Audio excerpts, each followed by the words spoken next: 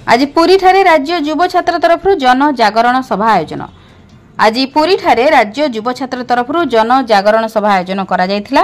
प्राय प्रत्येक जिल्लारू बीजेडी रो सब कार्यकर्ता स्थानीय जनप्रतिनिधि सांसद विधायक जिला परिषद सभ्य जोग देथिले। राज्य बिजु जनता दल युव सभापति तथा चांदबाली विधायक बेमकेश राय, राज्य बिजु युव छात्र जनता दलर सभापति देवीरंजन त्रिपाठी, बांकी विधायक उभय तत्वावधान में सभाटी आयोजन करा जायथिला। एथिरे पूर्वतन मंत्री देवी मिश्र, अरुण साहू, प्रमिला मल्लिक तथा राज्यर बहु युव नेतृत्व बीजेपी जो डबल इंजिन सरकार चली तार अपारग विषय दर वृद्धि, पिलांकर +2 फलाफल न बाहरणु +3 फॉर्म आवेदन शेष हो जाइछि, छात्रवृत्ति बाधाप्राप्त, डाक्तरखाना रोगी सेवा बाधाप्राप्त, राज्य बहु विकास कार्य बंद होई केवल रंगमरा कार्यक्रम को चालू रही। राज्य आईन श्रृंखला बाधाप्राप्त, नरहत्या, धर्षण, चोरी, डकायत आदि वृद्धि पाई।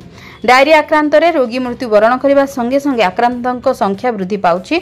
स्वास्थ्य विभाग फेल मारिछि। निर्वाचन इस्ताहार मिथ्या प्रतिश्रुति दे देशवासी को भंडाई बोली प्रमिला मल्लिक तांको भाषण में प्रकाश करथिले। जगन्नाथ चारिद्वार खोलिबा, एसी टनेल खोली भक्तों को हैरान पकेबा, रत्नभंडार हिसाब न देबा, धानर कटनी छटनी करबा आदि मुद्दा को नहीं साधारण लोक पाखरे पहुंचेबार लक्ष्य रे नेतृत्व माने युववर्ग को दायित्व देथिले। धामनगर विधानसभा लढुथिबा प्रार्थी डाक्टर संजय दास, 2 जिला परिषद सभ्य प्रदीप मल्लिक, शारदा प्रसन्न साहू, युव सभापति स्वाधीन नायकों नेतृत्व में जाइथिबा युवक माने उक्त सभा योगदान करथिले।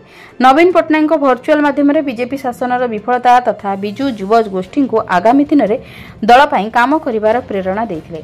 शेष में राज्य बिजु युव जनता दलर सभापति बेमकेश राय सभा संग करथिले। ब्यूरो रिपोर्ट, जन अधिकार लाइव।